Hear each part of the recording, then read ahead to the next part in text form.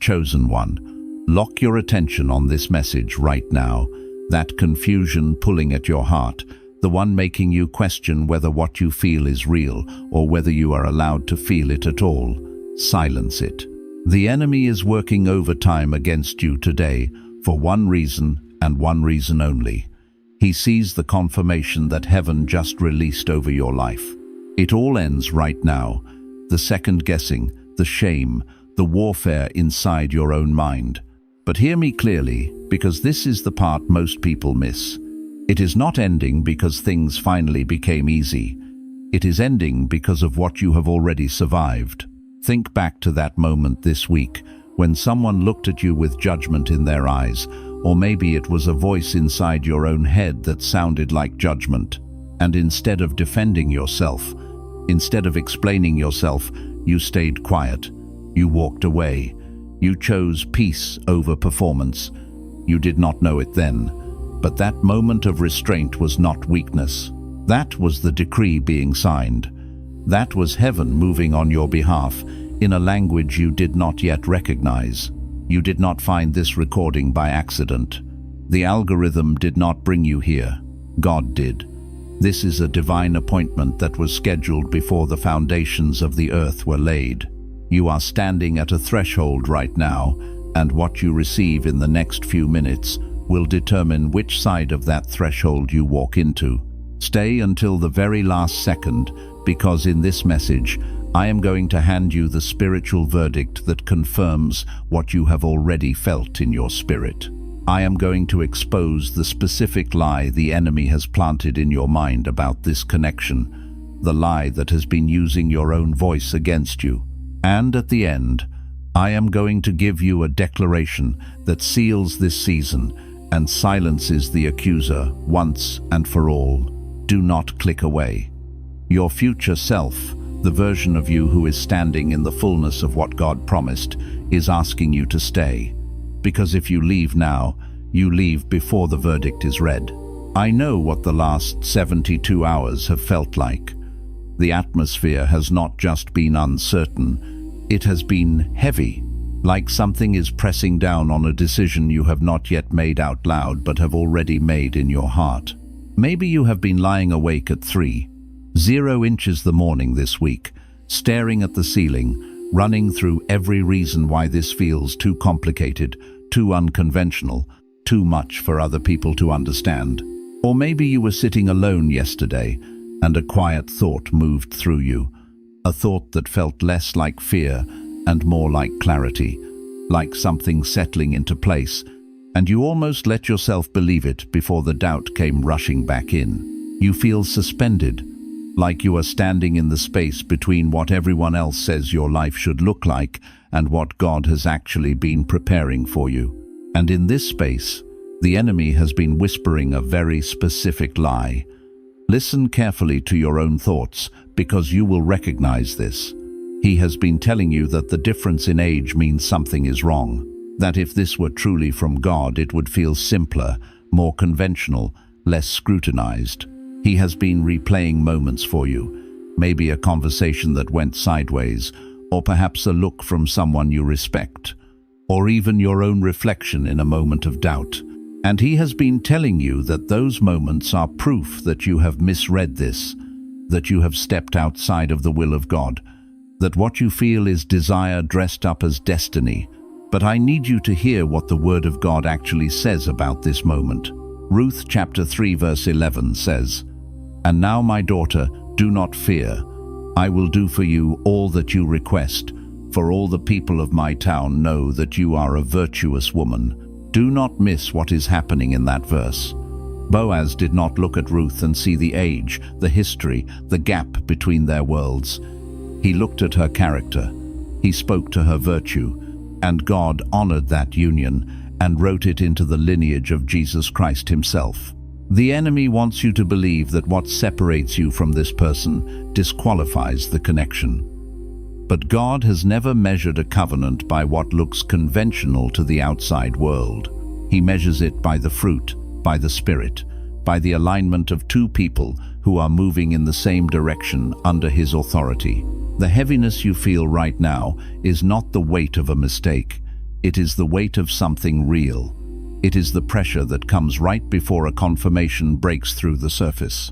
It is what it feels like when God is not revoking something but releasing it. You thought your silence was confusion. You thought your restraint was fear.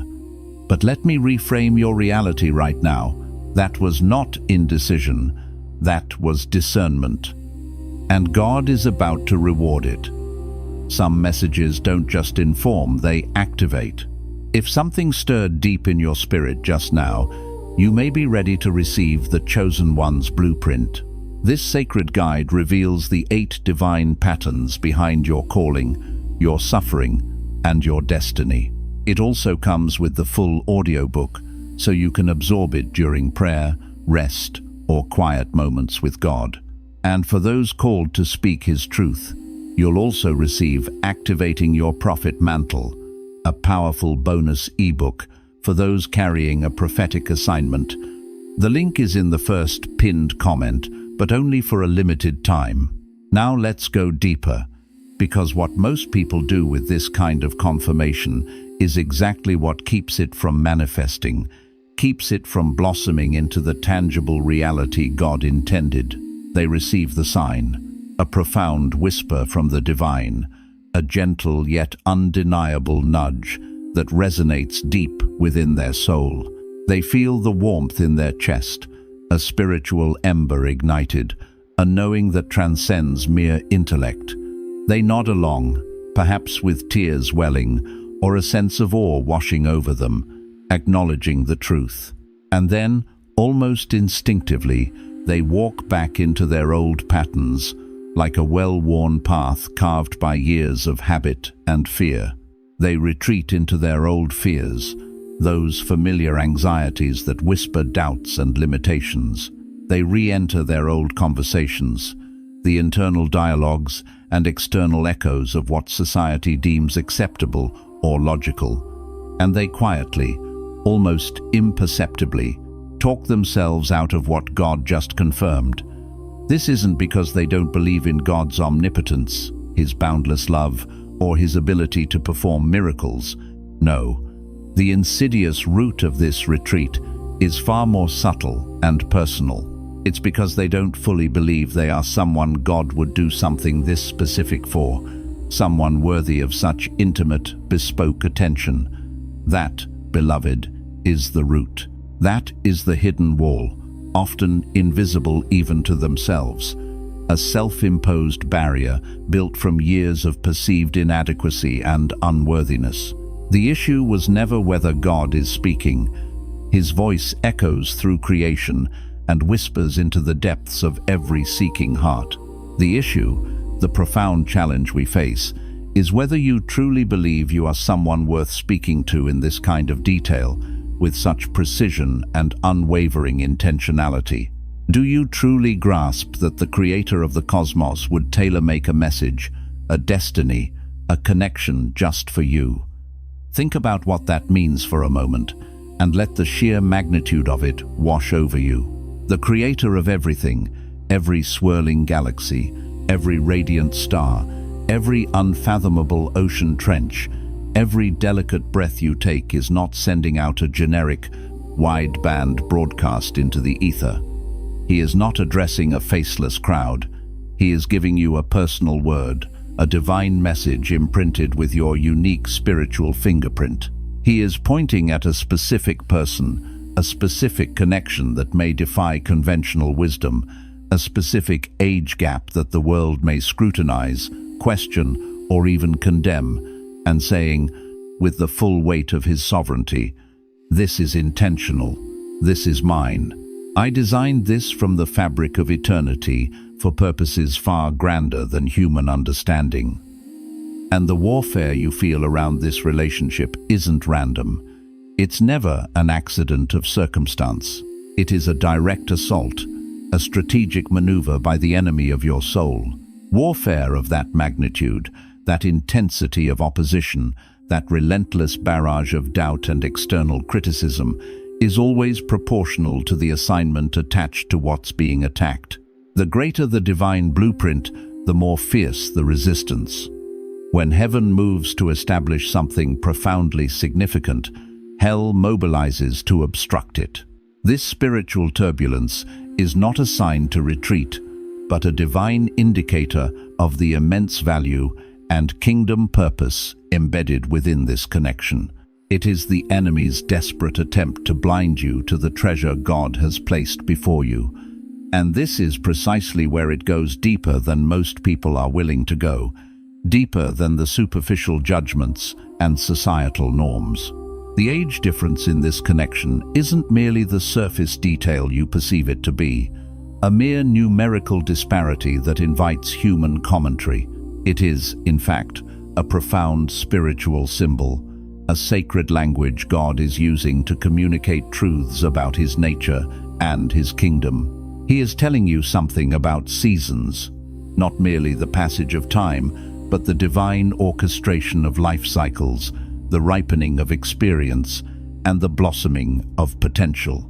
He is revealing how He operates far outside the confines of human timelines, the linear expectations, and the finite logic we impose upon life. He pairs people not based on the transient logic of the world, which often prioritizes superficial compatibility or conventional expectations, but based on the assignment of the kingdom, the divine purpose each individual carries, and how they are meant to interweave for a greater tapestry. When God sovereignly joins a person who has been through the refining fire of life, who carries the scars of battles fought and wisdom forged in adversity, with someone who is still stepping into their vibrant, unquenched flame, there is a profound transfer happening. This is a divine transfer of wisdom earned through suffering, of depth cultivated in the crucible of experience, of spiritual weight and authority gained through faithful endurance. One carries the seasoned grace and understanding that the other is being prepared to receive and fully embody. And that exchange, that sacred giving and receiving, that intergenerational anointing, is not accidental. It is not a coincidence. It is architectural. It is meticulously designed, a foundational element in a larger divine structure, precisely engineered by the master builder himself. It is a testament to God's economy, where nothing is wasted, and every life story contributes to the unfolding of His magnificent plan. Look at how He did it throughout Scripture, leaving us vivid blueprints of His unconventional wisdom. Consider the story of Ruth and Boaz, a timeless narrative embedded in the very lineage of Christ. Ruth was younger, a foreign woman with a tragic past. Boaz, on the other hand, had lived longer, walked harder, more arduous roads, carried the weight of more grief, more seasons of life. He was a man of substance, of mature faith and established reputation. The world could have questioned their union, dismissing it as unsuitable, perhaps even scandalous. Culture, with its rigid customs and societal expectations, certainly could have questioned it, pointing to disparities in age, background, and status. But God, in His infinite wisdom, didn't consult culture. He consulted purpose. He saw beyond the visible, into the very heart of their assignments. And what came from that sacred union wasn't just a beautiful love story that inspires us today. It was a foundational bloodline that ultimately carried the Messiah, the Savior of the world. That age gap wasn't a scandal to God's eyes. It wasn't an impediment. It was a seed, carefully planted by divine design, destined to yield a harvest beyond human comprehension, forever altering the course of salvation history. It was a testament to God's ability to take what seems irregular and weave it into His perfect tapestry. But here's where most people get trapped, where the divine current often gets interrupted, and I need you to stay with me on this journey, because what's coming next is the critical part, the pivotal understanding that usually breaks the cycle of inaction and self-sabotage. Most people who receive a divine confirmation like this unmistakable sign from heaven, immediately begin to manage it. They start attempting to control, to temper, to domesticate the wild, untamed nature of a divine calling. They begin shrinking the vision, pruning it back, subtly whittling it down to make it more palatable, more acceptable to the people around them, to fit into the small boxes of human expectation. They start editing the story before it's even truly begun to unfold, before heaven has even finished writing the first chapter, fearfully preempting criticism and misunderstanding. They start apologizing for the fervent calling resounding in their chest, not to God, who authored it, but to people who were never assigned to understand its depth, its unconventional nature, or its ultimate purpose. And every single apology you make for what God has unequivocally ordained, for what He has specifically designed and confirmed in your spirit, is not merely an act of humility. It is, in a spiritual sense, an act of agreement with the wrong voice. It is a subtle but powerful concession to the enemy's whispers, validating the very doubts and fears that seek to derail your destiny. You inadvertently give permission for human opinion to supersede divine revelation. The enemy, you see, doesn't always come loudly, not always with overt, thundering opposition that is easily recognized as evil. He doesn't always show up with obvious, monstrous forms of resistance that you can clearly identify and fight against. Sometimes, his tactics are far more insidious, cloaked in familiarity and even good intentions. Sometimes, he shows up as your most well-meaning friend, neighbor, or family member who, out of their own fear or limited perspective, says, with a tone of concern, "Are you sure? Is this really wise? Have you considered all the implications?" Their love might be genuine, but their counsel can still be a conduit for doubt. Sometimes, the enemy shows up as the logical, pragmatic part of your own mind, the calculating faculty that starts meticulously assessing and quantifying what everyone else will think, how society will judge, what the repercussions might be for your reputation or standing. It creates a barrage of what-ifs and buts, designed to paralyze you with overthinking. And what most people don't realize, what often blindsides them, is that the very moment you start letting other people's comfort, their understanding, or their approval become the measuring stick for your obedience to a divine calling, you have already begun to delay your own breakthrough. Not because God suddenly stopped moving, or His plan changed, or His power diminished, but because you, in that moment of compromise, stopped following His divine instruction. You exchanged the compass of faith for the fickle winds of human opinion, and in doing so, you stalled your journey. Now, once you truly grasp that profound distinction between divine confirmation and human compromise, once that truth has settled deep within your spirit, you're ready for this next revelation. The presence of a younger person in this connection is not, contrary to worldly belief, a sign of your immaturity, a signal that you are avoiding personal growth or seeking to escape responsibility. Let that truth land with the full weight of its liberation.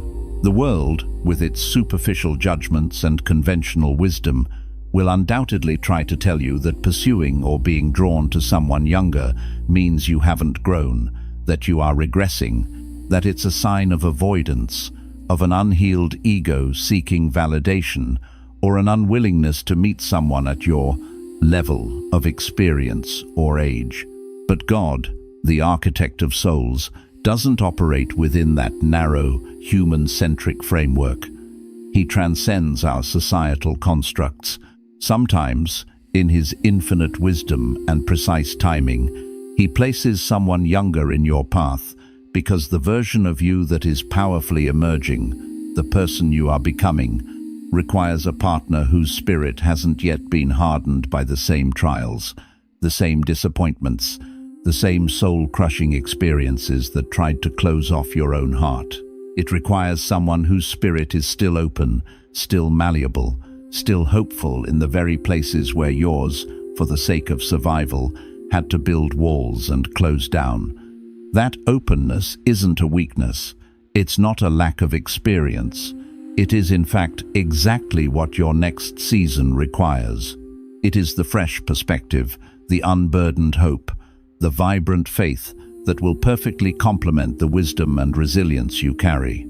It is a divine juxtaposition designed to bring healing and synergy to both souls involved, creating a dynamic that transcends chronological age and delves into spiritual alignment. And coming up in just a moment, we're going to uncover the one thing most people refuse to see about divine partnerships: the hidden agreement that quietly blocks everything God intends to release through such connections. We will expose why the breakthrough you've been asking for, the freedom and fulfillment you've prayed for, might have been waiting on this exact, divinely orchestrated connection all along, a nexus point for your destiny. But first, this foundational truth has to truly land deep in the bedrock of your being, because there's something beneath the initial confirmation, beneath the immediate glow of recognition, that needs to be bravely named and addressed. Many of you have been in a season of fervent prayer, seeking clarity, desperately asking God to show you whether this profound stirring, this undeniable connection, is truly real, whether it is authentically from Him, whether you should dare to move forward or perhaps retreat and protect yourself from further potential hurt again. And He answered. He did not remain silent. He showed you, clearly and unmistakably, in ways that resonated more deeply than any logical argument ever could. He stirred something in you, a knowing, a profound sense of rightness, a spiritual reverberation that logic can't fully explain or dissect. But instead of fully receiving that answer, instead of embracing the divine affirmation, you found yourself asking the question again and again, not out of genuine doubt, but out of a deeper, more subtle resistance. Because receiving the answer, truly accepting it, means you have to act on it. It means stepping out of the comfortable ambiguity of inquiry and into the vulnerable territory of obedience.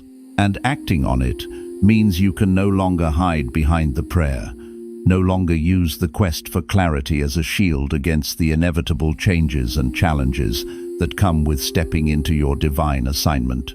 The prayer transforms from a plea into a potential excuse for inaction. This is the pattern that God is breaking in your life right now with fierce love and unwavering intention. It is not primarily the pattern of the enemy, though he plays his part. No, this is the pattern of your own hesitation, the ingrained habit of pausing at the precipice of breakthrough. It is the insidious pattern of asking for confirmation, receiving it with undeniable clarity, and then, almost immediately, requiring more confirmation, then more, then still more, in an endless loop of spiritual procrastination. And why? Because deep down, the real fear isn't that God won't come through, that His promises will fail, or that His power is insufficient. The real, unspoken terror is that He times will times come through, that His word times will times manifest, and then everything will change.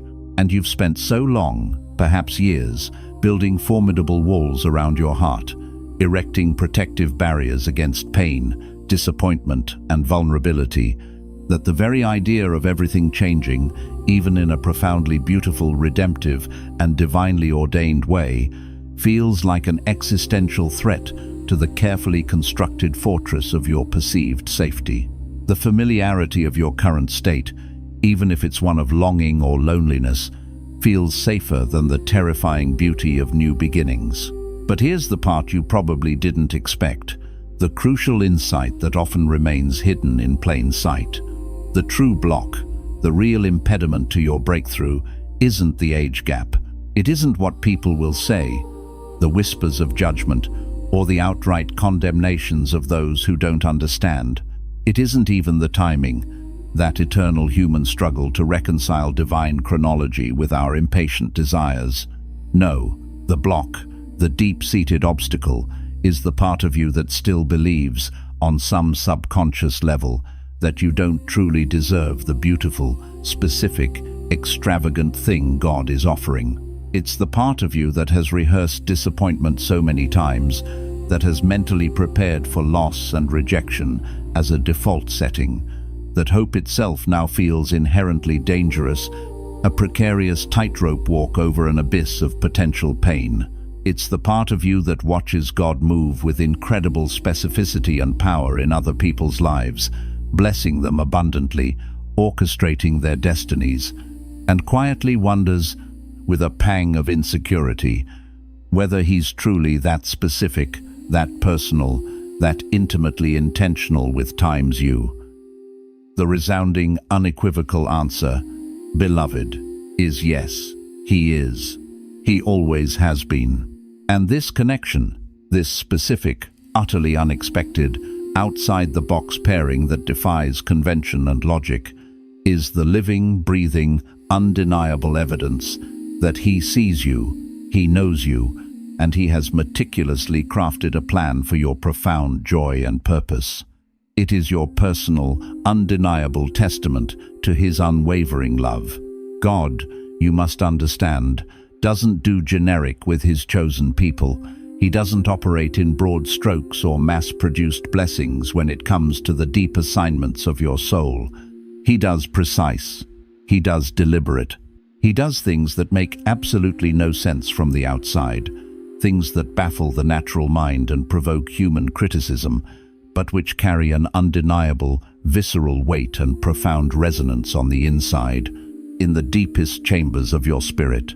And what you feel when you think about this person, that inexplicable pull, like an invisible cord drawing two souls together, that profound sense of recognition as if you've known them for lifetimes, a soul-level familiarity, that feeling that something far bigger than both of you is powerfully at work, orchestrating events beyond your comprehension. That is not mere wishful thinking. That is not a fleeting fantasy or a desperate longing. That, my dear friend, is spiritual discernment.